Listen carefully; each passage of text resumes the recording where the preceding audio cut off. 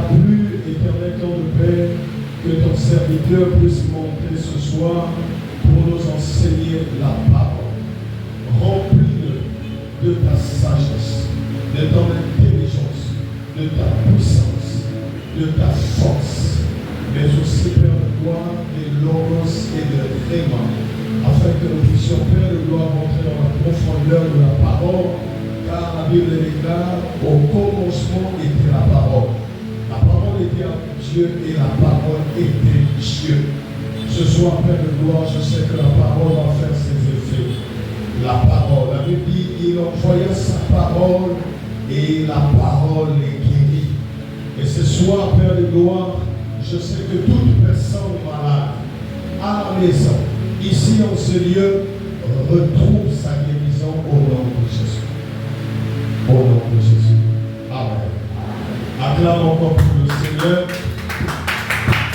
Il n'est plus à présenter le frère Daniel. Il a tellement fait des ravages dans son enseignement. Et lorsque nous appelons notre très cher frère Daniel, nous acclamons pour le Seigneur Jésus-Christ. Que le Seigneur te bénisse. Amen. Il est vivant. Qui acclamez pour la vie de Jésus-Christ. Vous asseoir. Je tenais, avant tout propos, de pouvoir remercier notre Seigneur Jésus-Christ. Amen. Déjà, que nous permettons que nous soyons tous réunis ce soir. Je tenais à remercier également notre berger, notre ami, la confiance et surtout pour l'opportunité qu'il nous donne de grandir, de continuer à grandir dans la foi. Merci infiniment. Merci également au pasteur Adjoint, le pasteur Bernard, qui ne cesse également d'apporter sa pierre à l'édifice. Amen. Le thème majeur reste l'Église. Comme vous savez, l'Église, il y a tellement de sujets que nous devons apprendre, nous devons renforcer dans l'Église. Et après une réflexion, il est venu un sujet particulier, celui de la valeur que nous avons quand nous servons Dieu, la valeur qu'on a aux yeux de Dieu quand on nous sert Dieu. Alléluia. Alors le texte de base sur lequel je me réfère est au livre de Jean, chapitre 12, verset 26. Si nous pouvons nous lever pour lire la parole de notre Seigneur Jésus. Jean chapitre 12, au verset 26. Jean chapitre 12, au verset 26. Jean chapitre 12, verset 26, j'ai lu au nom de Jésus-Christ. Si quelqu'un me sert, qu'il me suive. Et là où je suis, là aussi sera mon serviteur. Si quelqu'un me sert, le Père l'honorera. Amen. Amen. Si quelqu'un me sert, qu'il me suive. Et là où je suis, là aussi sera mon serviteur. Et si quelqu'un me sert, le Père l'honorera. Amen. Amen. Bien-aimés dans le Seigneur, nous vivons dans un monde où nous sommes se mesurer sur la performance, sur la beauté, sur la richesse, sur les diplômes, sur le succès. Mais aucun de ces éléments ne représente le dernier mot dans le royaume de Dieu. Alléluia. Aux yeux de Dieu, la véritable valeur d'un homme, d'une femme, reste dans son cœur et dans sa disposition à nous servir. Amen. Beaucoup cherchent la grandeur, beaucoup cherchent l'estime, beaucoup cherchent la reconnaissance des hommes, alors qu'il y a un principe divin que notre Seigneur Jésus-Christ nous a enseigné. Je vais lire rapidement le livre de Matthieu 23, au verset 11, où il est dit: le plus grand parmi vous sera votre serviteur. Amen. Bien-aimé, je veux que tu te souviennes de Joseph. L'histoire de Joseph que nous apprécions tous. Joseph qui avait été vendu par ses frères. Amen. Il a été vendu comme esclave. Il s'est retrouvé en Égypte comme esclave dans une cellule avec d'autres esclaves. Bien aimé, il y avait une particularité. Il y a eu une particularité, une chose qui a fait que Joseph soit différent des autres. C'était de sa capacité à servir. Allô?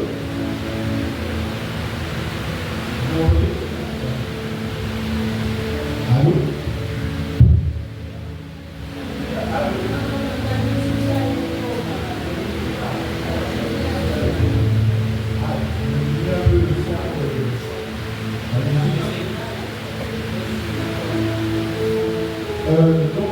Voilà, je disais donc Joseph, ce qui avait fait la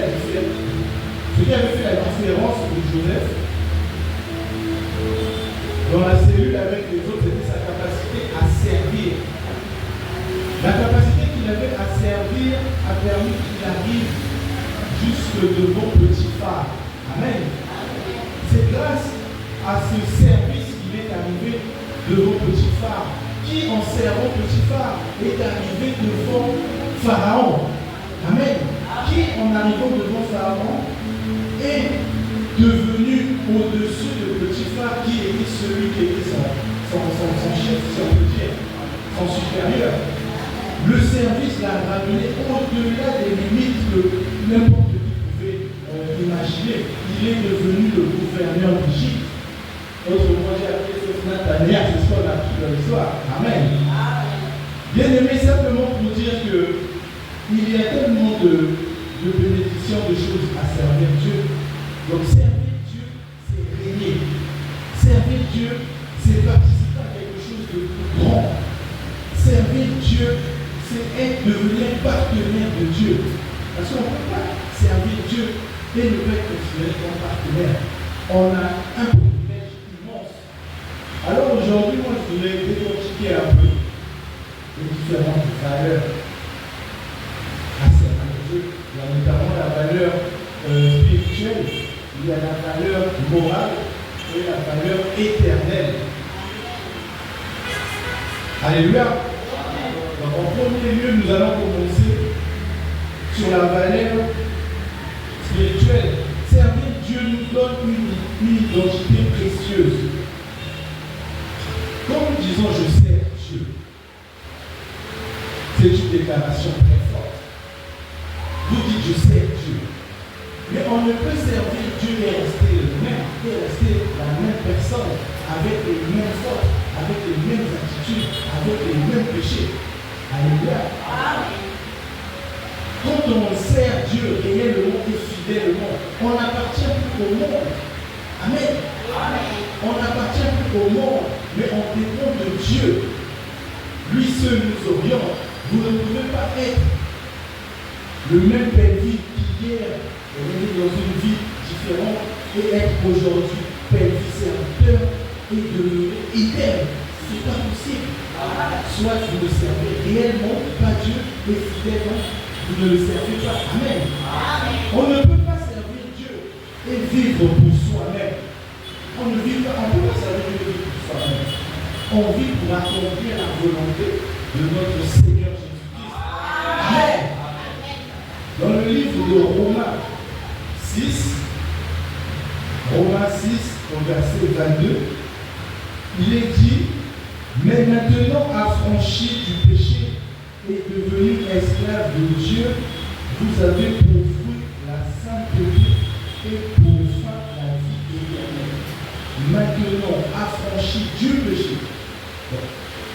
C'est un processus exceptionnel. Vous êtes affranchi du péché. Vous avez reconnu vos fautes. Vous avez reconnu vos péchés. Vous êtes affranchi du péché. Vous bénéficiez de la miséricorde de Dieu. Alléluia. Affranchi du péché et devenu esclave de Dieu. Vous rentrez dans une autre phase de servitude. Vous servez Dieu. Vous devenez esclave de Dieu. Vous avez abandonné tout ce qui ne veut pas son nom pour le servir. Vous êtes appelé esclave de Dieu. Amen. Imaginez un peu, vous avez pour fruit, il est dit, vous avez pour fruit la sainteté. Alléluia. Aujourd'hui, on ne pourrait considérer notre Père, notre Père qui est là, qui et, comme on dit, qui a été affranchi du péché, qui est esclave de Jésus, ne va vivre une vie de sainteté. Amen. De loin, on peut sentir la sainteté en lui. Parce qu'il est différent de celui qui, non seulement n'a pas été affranchi du péché, qui n'a pas également été, qui n'est pas devenu esclave de Jésus. On ne peut pas voir la même sainteté en lui. Amen. Et à la fin, quelle est la fin de celui qui est non seulement affranchi du péché, non seulement qui est devenu esclave de Jésus? Quelle est la fin? C'est la vie éternelle. Amen. Celui qui ne vit pas dans une vie de sainteté, qui n'a donc pas été affranchi du péché, qui n'est pas devenu esclave de Jésus, ne peut pas bénéficier non seulement du fruit de la sainteté, mais de la vie éternelle. Amen. Donc autrefois, nous étions esclaves du péché. Je regarde les hommes, ceux qui ont dit que nous étions des êtres personnels, qui avaient faire tout ce que les autres font, mais aujourd'hui, Dieu nous a libérés. Amen. Dieu nous a libérés pour que nous puissions le servir.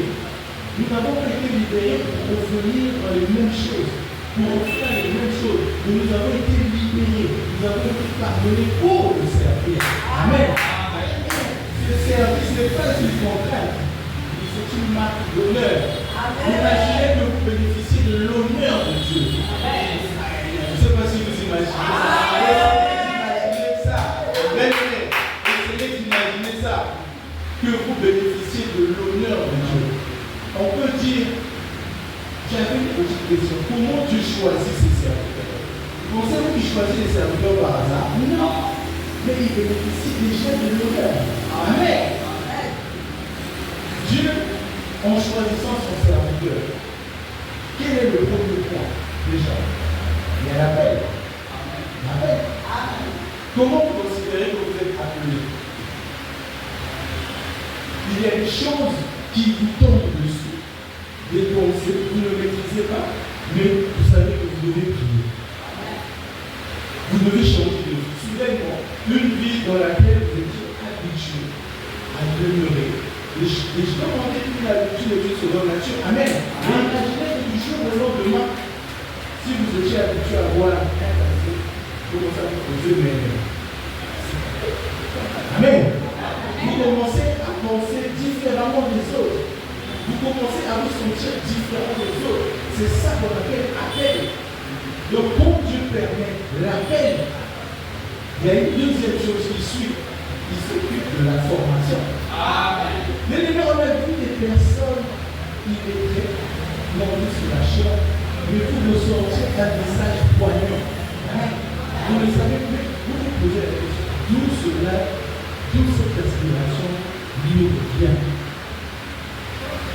Dieu s'est occupé non seulement de l'appeler, c'est un appelé déjà, Dieu s'est occupé de le former. Et en troisième point, Dieu s'occupe de l'équiper. Amen. C'est quoi être équipé? Vous bénéficiez du bouclier divin. Amen. Est-ce que en tant que serviteur de Dieu, pensez-vous que quelqu'un peut venir de façon absurde vous piéger? Si vous servez véritablement Dieu, que Dieu vous laisse comme ça infaillible, il y a un bouclier quelconque. La personne qui viendra vous piéger saura que celui-ci est un serviteur de Dieu. Amen. Bien-aimé, Dieu ne choisit pas ses serviteurs par hasard.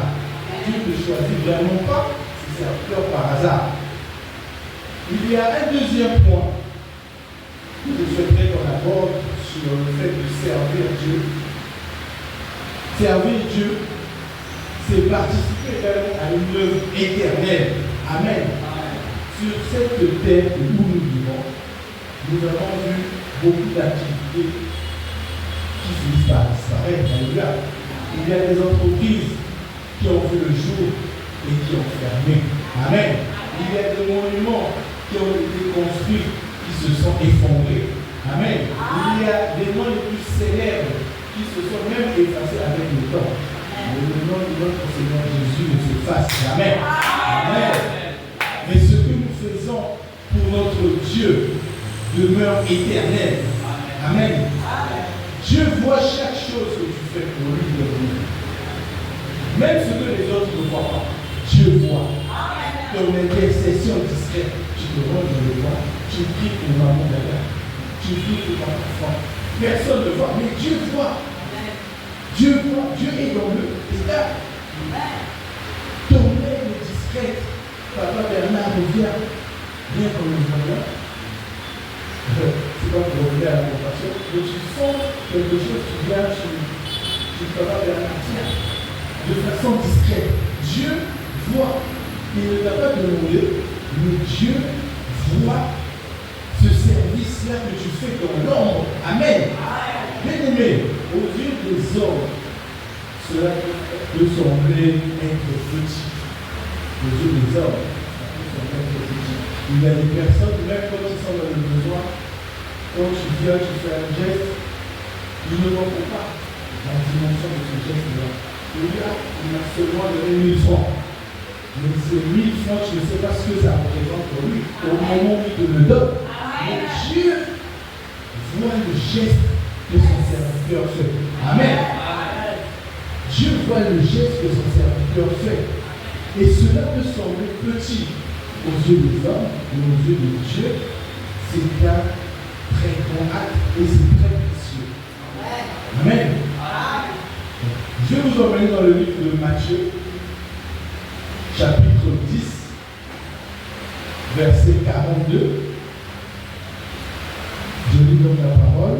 Il est dit: et quiconque donnera seulement un verre d'eau froide à l'un de ses petits, parce qu'il est mon disciple, je vous le dis en vérité, il ne perdra point sa récompense. Amen. Qu'est-ce que cela signifie? On parle d'un simple verre d'eau froide à l'un de ses petits, un serviteur de Dieu. Ne minimisez pas le geste bien insignifiant aux yeux de Dieu. Amen. Rien d'insignifiant aux yeux de Dieu. Un simple acte d'amour, un service rendu avec foi, avec cœur, avec, comme on dit, une prière sincère qui est faite. Tout est tombé et récompensé par Dieu. Vous n'aurez même pas besoin de dire: Dieu, donne-moi ceci, donne-moi cela. Non, rien que par le geste que vous avez eu à faire. Je dois vous dire, parce que pour notre Dieu, tout geste compte. Amen. Tout geste compte. D'aimer, servir Dieu attire l'honneur du Père.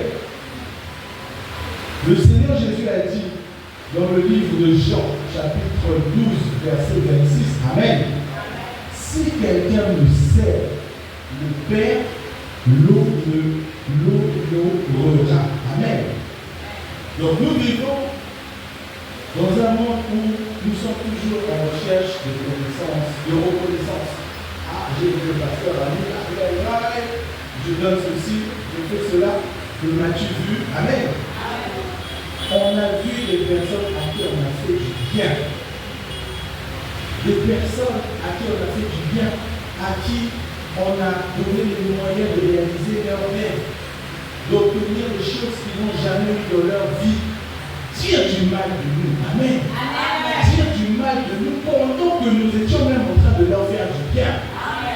Bien-aimés, mentir sur nous, sur nos personnalités. Dire des choses immondes. Raconter des mensonges alors qu'on ne leur faisait que du bien. Amen. Mais Jésus nous enseigne que le vrai honneur ne vient pas des hommes. Amen. Il vient de Dieu. Quand tu sers fidèlement Dieu, bien-aimé, si le ciel t'honore, même la terre ne peut pas te déshonorer. La terre ne pourra jamais te négliger tant que tu sers Dieu réellement. Amen. L'homme peut oublier ton service, l'homme ou la femme. Tu as rendu des services, tout ce que tu as pu faire dans ta vie. L'homme va l'oublier. Mais Dieu ne l'oubliera jamais. Même le plus petit, tu n'auras pas besoin de faire quelque chose de très grand pour que cela puisse compter énormément aux yeux de Dieu. Mais l'homme, la femme, tu peux acheter une maison, tu peux construire, tu peux donner, tu peux soigner, miracle. Amen. Donc préoccupons-nous de l'honneur que nous avons aux yeux de Dieu et jamais devant un homme. Amen. Dans le livre d'Hébreux, on va, avec tout l'enseignement, on va décortiquer également au fur et à mesure. Amen. Dans le livre d'Hébreux, au chapitre 6, verset 17, il est dit: car Dieu n'est pas injuste pour oublier votre travail et l'amour que vous avez montré pour son nom, ayant rendu et rendant encore des services aux saints, et rendant encore des services voilà, et rendant encore des services aux saints. Voilà. Et rendant encore des services aux saints. Donc, car Dieu n'est pas injuste pour oublier votre travail et l'amour que vous avez montré de son nom, ayant rendu et rendant encore des services aux saints. Peut-être que ton service au sein de l'Église n'est pas visible à Dieu. Tu fais peut-être partie de ceux qui nettoient, de ceux qui rangent les chaises, ou classent les chaises. Même je te dis, mais cela ne veut pas dire que tu n'es pas reconnu devant Dieu. Amen. Ton nom est inscrit. Ton nom est inscrit. Car tu fais partie du registre du ciel. Amen. Bien-aimé, quand tu décides d'honorer,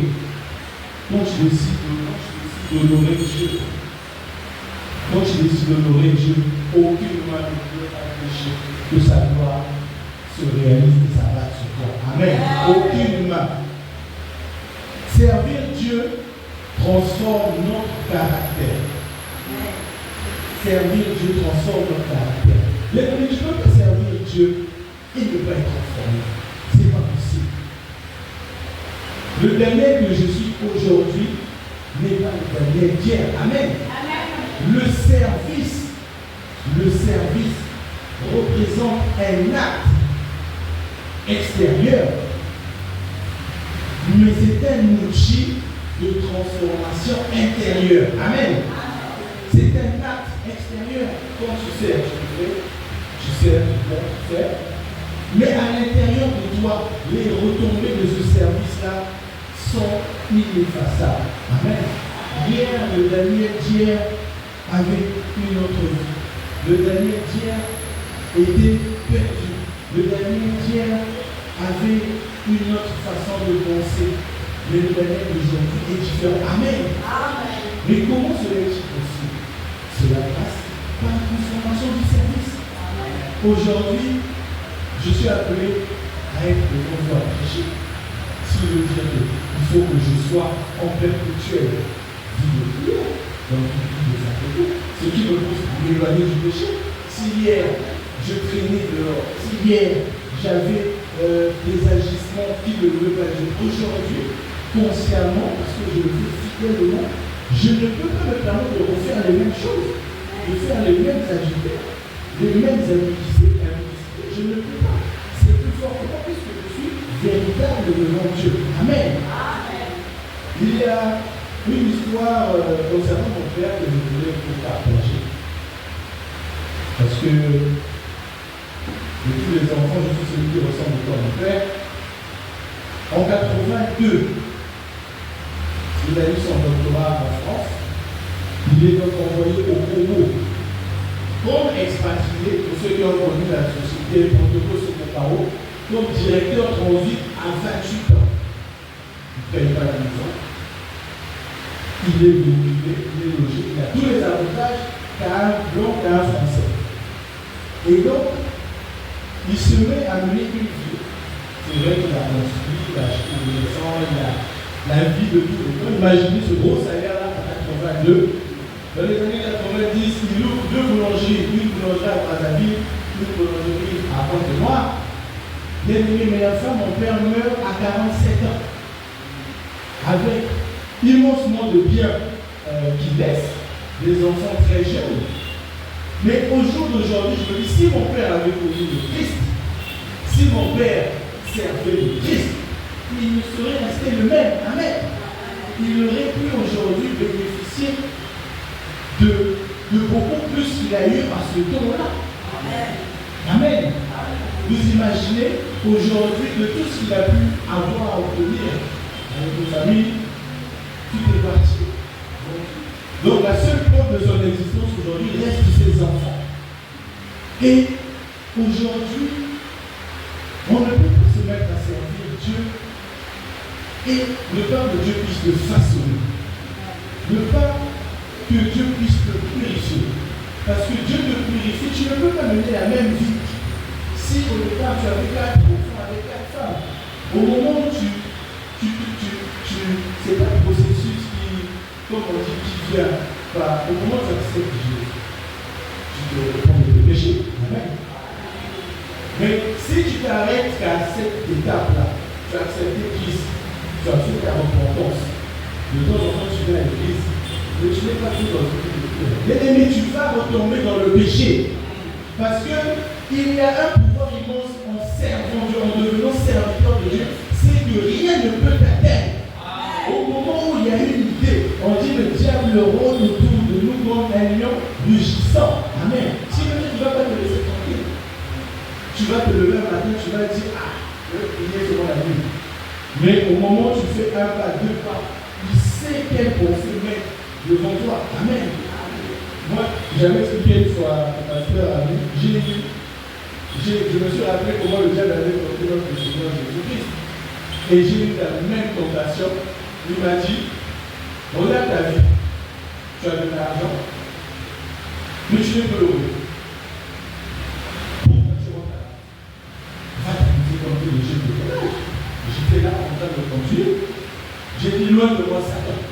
Et j'ai commencé à mettre la voix, j'ai commencé à louer. Il est encore revenu. Il m'a dit, mais regarde, tu rentres à la maison, tu sais à quoi. Il m'a même à un moment donné fait penser à mon père. Et je lui ai dit, mon père a vécu cette vie-là que tu veux que je vis. Il est parti où? Amen. Et à chaque fois que je faisais ça, et je me suis mis à prier, tu sens qu'il partait. Et je peux vous dire que depuis que je sers véritablement, dès qu'il essaie de les chasser, dès qu'il essaie de venir par une pensée pour m'atteindre psychologiquement, il est déjà parce que le fait de servir Dieu, déjà je ne peux pas servir Dieu et être dans la dépression. Amen. Le moral doit être au diapason. Tu peux faire servir Dieu et dire, mais regarde, je suis là, j'ai pas d'enfant, je suis là. Non. Tu dis, tu ne peux que positiver. Le service te remonte le moral sans pour autant que tu puisses. La louange te remonte le moral sans pour autant que tu puisses même t'attendre. À un moment, tu te rends compte que tu es fort. Amen. Ne négligeons pas le service. Amen. Le service, je vais développer 3 points. Dans le service, alléluia. Vous savez, l'humilité, c'est une qualité. Beaucoup ne naissent pas avec l'humilité. Mais le service, le fait d'être serviteur de Dieu, peut développer en vous une humilité quelconque. Amen. Imaginez, je prends un exemple. Amen. Je prends un exemple au service de la fédération. Je suis responsable du service. Il y a le plus âgé que moi. Amen. Quand j'arrive, que ce soit au sein du garage, au sein de la base, ou quand je rentre, il y a ceux qui peuvent être des papas, ceux qui sont en bon frère, qui se lèvent pour me laisser la place. Chef, viens t'asseoir. Mais l'humilité du serviteur fait de sorte que je leur dise, asseyez-vous, je vais chercher une place. Amen. Amen. Amen. L'humilité du serviteur fera de sorte que même au sein de notre église, que je ne puisse pas me sentir au-dessus de même une petite fille comme ici, ou me sentir au-dessus de Sophia, parce que je suis grand, je suis âgé. Non, Sophia va faire ci. Non, je voudrais, Sophia, laisse-moi je vais faire. C'est ça l'humilité. C'est ça l'humilité. Amen.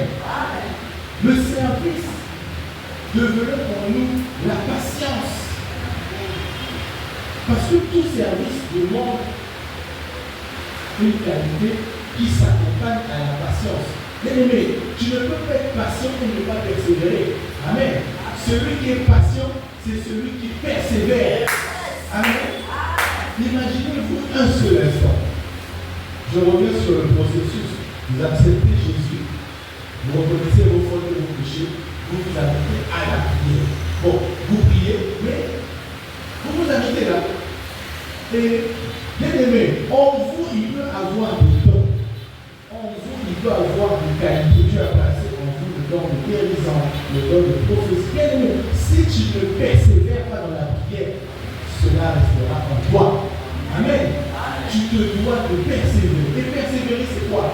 C'est être dans la face de Dieu. Vivre comme notre Seigneur Jésus lui-même est venu dans ce monde. Pas pour être servi, mais pour nous servir. Amen. Il est venu dans ce monde, il s'est fait chair pour venir. Normalement, c'est lui le roi des rois. C'est lui qu'on devait servir, mais il est venu nous servir. Il est mort sur la croix pour que l'on soit sauvé. Pour nous servir, nous. Amen. Imaginez-vous. Ne négligeons pas le service. Ne négligeons pas la valeur du service. Amen. Bien-aimé, le service développe en nous l'amour. Le service à vous développe l'amour. Dis avec moi l'amour. Parce que sans amour, le service devient une corvée. Amen. Je vais vous donner un exemple que j'ai vu tout à l'heure en voyant le pasteur, en venant. Admettons que le pasteur chez lui à la maison, il ne balaye pas, il ne nettoie pas, parce qu'il est marié, c'est tout à fait logique. Mais il arrive à l'église, il voit les chaises sales, il voit la salle sale, il ne se dit pas, je vais attendre que maman se dise, ou maman Jackie vienne. Il s'est mis à nettoyer. Parce que pour lui, ce n'est pas une corvée. Mais pourquoi l'a-t-il fait? Par amour. Vous savez, plusieurs fois, je suis venu ici à 16h, 17h. J'ouvre la salle. Le pasteur n'est pas là. Je vois, le truc va commencer dans 30 minutes. Je vois personne. J'ai pris le balai aussi. Amen. J'ai gagné. Mais si cela était une corvée, je l'aurais peut-être pas fait de la même manière. Mais pourquoi je le fais? Par amour. Par amour du Christ. Parce qu'en balayant, cela permettrait non seulement que l'Église soit forte, mais le Saint-Esprit ne pas la santé. Amen. Et de ce point, on place les chaises.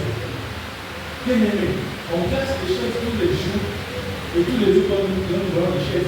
Amen. Mais on garde la mentalité que ces chaises-là sont remplies du Saint-Esprit. Amen.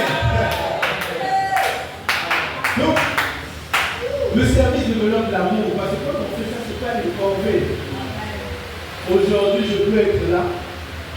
J'arrive, je vois que les toilettes sont sales. S'il y a un palais, il y a une serre. Je vais nettoyer.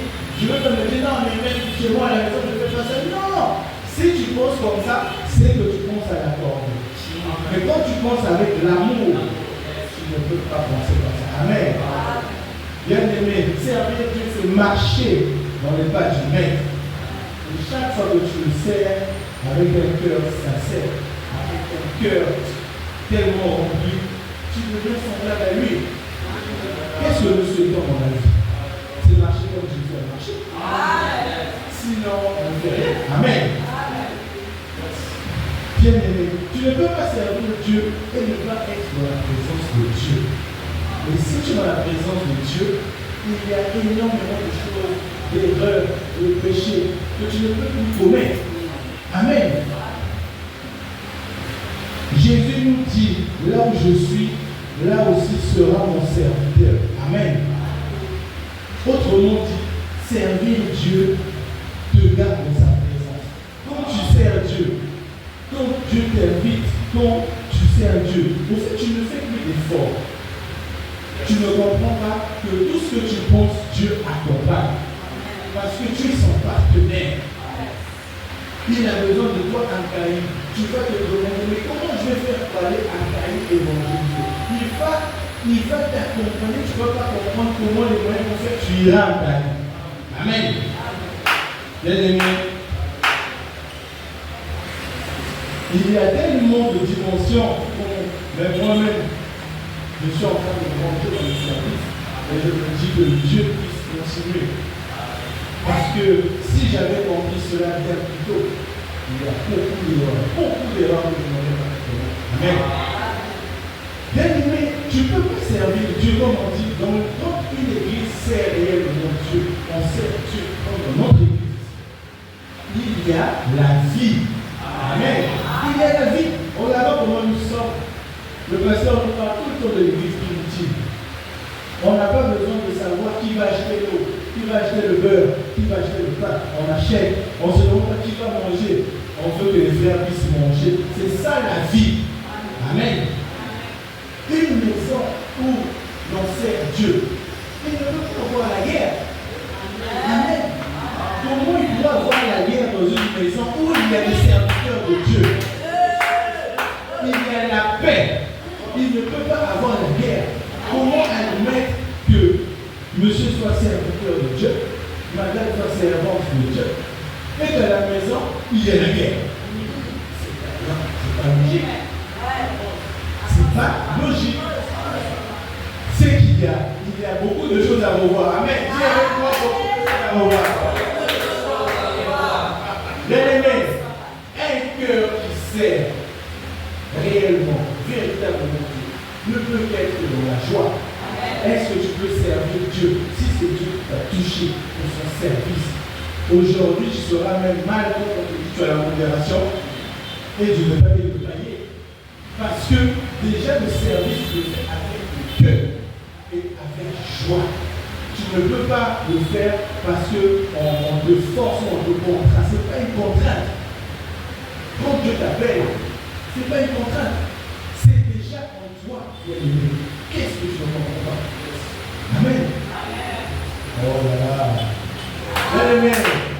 Il y a tellement de choses qu'on ne cesse d'apprendre. Le service attire la faveur, la protection, la bénédiction de Dieu. Aucun serviteur fidèle n'a été abandonné par Dieu dans la vie. Amen. Donc, c'est quoi, comme on dit, la faveur, la protection, la bénédiction.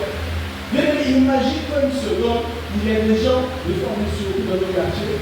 Ah, un tel est mort. Un tel est mort. Qu'est-ce qui s'est passé? Non, mais ils étaient dans un VP, il y a une heure, on est à la maison, on leur demande la chose. Bon, mais sans nous en rendre compte des fois, nous avons peut-être vécu les mêmes scènes où il y en a eu, nous sommes assis avec des personnes qui nous jalousent, qui ne nous aiment pas, qui nous veulent du mal et qui ont tenté. Mais comme nous sommes rentrés, nous avons eu la faveur de Dieu et la faveur de Dieu a fait que nous soyons protégés. Sans pour autant nous en rendre compte. Amen. Et tout ça pourquoi? Parce que Dieu est conscient que celui-ci est mon serviteur. Amen. Tu n'es pas simplement quelqu'un qui dit être croyant et qui se met à avoir un cœur au monde. Non, quand tu sers réellement Dieu, tu n'as qu'une seule ligne.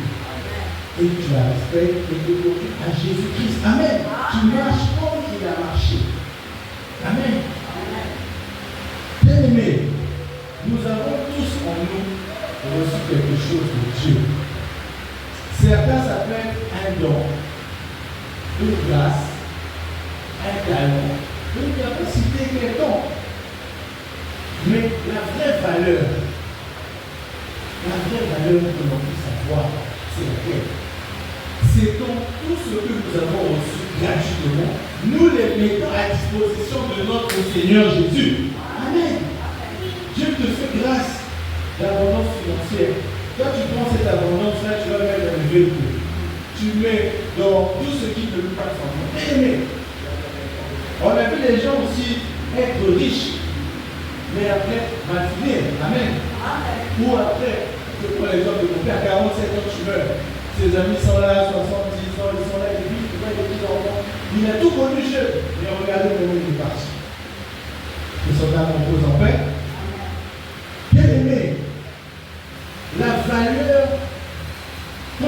te mettre tous les dons, tous les attributs au service de Dieu, tu bénéficies de bonté divine inexplicable. Ne méprise jamais ton rôle. Ne dis pas, je suis celui qui contribue le moins, je suis celui qui me donne le moins, je suis au vu de l'autre. Non, mais pour Dieu, il n'y a pas de petit. Dieu, au contraire, c'est le petit geste que tu fais qui est grand, on doit que lui récupère. Amen. Ne méprise jamais ton rôle, bien-aimé. Dans le royaume de Dieu, il n'y a pas de petit service. Tout ce que Dieu fait, tout ce que tu fais, quand tu sers à Dieu, est grand à ses yeux. Dieu est précieux, non pas parce que tu fais beaucoup de dons, non pas parce que tu es celui qui a plus de cœur. Non, tu es précieux aux yeux de Dieu parce que tu fais sa volonté.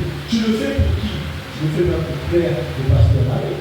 Tu ne le fais pas pour plaire à ma congélatrice. Tu le fais parce que Dieu t'a touché. Tu le fais parce que tu as ce cœur-là. Et Dieu voit ton cœur. Amen. Mais Dieu est précieux à cause de cela.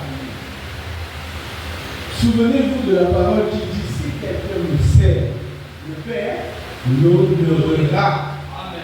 Alors, servons Dieu avec amour. Servons Dieu avec zèle et fidélité. Ne cherchons pas à servir Dieu pour plaire aux hommes. On va dire, papa, je prêche maintenant. Ah! Non, je ne prêche pas pour qu'on me colle une faveur auprès des hommes. Non, mais pour que je bénéficie de la faveur de Dieu. Amen. Car un jour, notre Seigneur Jésus reviendra. Que dira-t-il quand tu vas revenir? Pose-toi la question. Dans quel état il va te trouver? Comment tu seras bien-aimé quand il reviendra? Amen. Pose-toi la question ce soir. En tout cas, je souhaite que ce soit pour tous. Comme il est dit, quand Dieu reviendra, qu'il dise pour chacun d'entre nous, bien-aimés, que tu lèves ta main, que notre Seigneur Jésus, quand il reviendra, qu'il dise, c'est bien, bon et fidèle serviteur, offre dans la joie de ton Seigneur. Amen. Bien-aimé, il a un privilège immense en servant Dieu. Je l'ai compris moi-même au travers de ce prêche. C'est comme si je me prêchais à moi-même. Amen. Parce qu'aujourd'hui, quand l'évangéliste Rami, notre pasteur, non, merci encore, papa. Quand il dit, Daniel, tu prêches le jeudi. Autrefois, c'était comme une corvée. Ah! Et aujourd'hui, c'est un privilège. Parce que